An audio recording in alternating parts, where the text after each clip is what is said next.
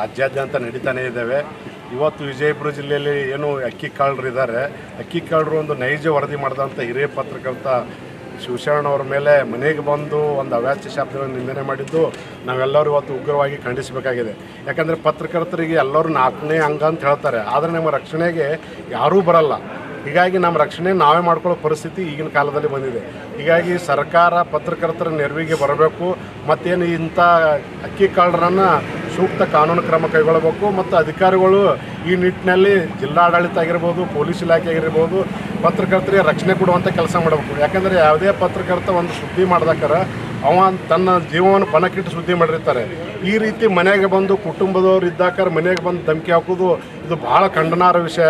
ಈ ಕೂಡಲೇ ಅವ್ರ ಮೇಲೆ ಕಠಿಣ ಕ್ರಮ ಕೈಗೊಳ್ಳಬೇಕು ಮತ್ತು ಮುಂದೆ ಇಂಥ ಅನಾಹುತಗಳು ಆಗದಂತೆ ನಮಗೆ ಎಲ್ಲ ಒಂದು ಪೊಲೀಸ್ ಇಲಾಖೆಯಿಂದ ಅಲ್ಲಿ ಜಿಲ್ಲಾಡಳಿತದಿಂದ ರಕ್ಷಣೆ ಬೇಕಂತೇಳಿ ನಾನು ಈ ಮೂಲಕ ಜಿಲ್ಲಾಡಳಿತಕ್ಕೆ ಮನವಿ ಮಾಡ್ಕೊಳ್ತೇನೆ. ಈ ಘಟನೆಯನ್ನು ನಾವು ಈ ರೀತಿ ಮುಂದೆ ಬರೆದರೆ ನಾವು ರಾಜ್ಯಾದ್ಯಂತ ಎಲ್ಲ ನಮ್ಮ ಪತ್ರಕರ್ತರ ಸಂಘಟನೆಗಳು ಮತ್ತು ಇನ್ನಿತರ ಸಂಘಟನೆಗಳ ಜೊತೆ ಉಗ್ರ ಹೋರಾಟ ಮಾಡಬೇಕಾಗುತ್ತೆ ಅಂತೇಳಿ ಎಚ್ಚರಿಕೆ ಸಹ ಈ ಸಂದರ್ಭದಲ್ಲಿ ನಾನು ಕೊಡ್ತೇನೆ.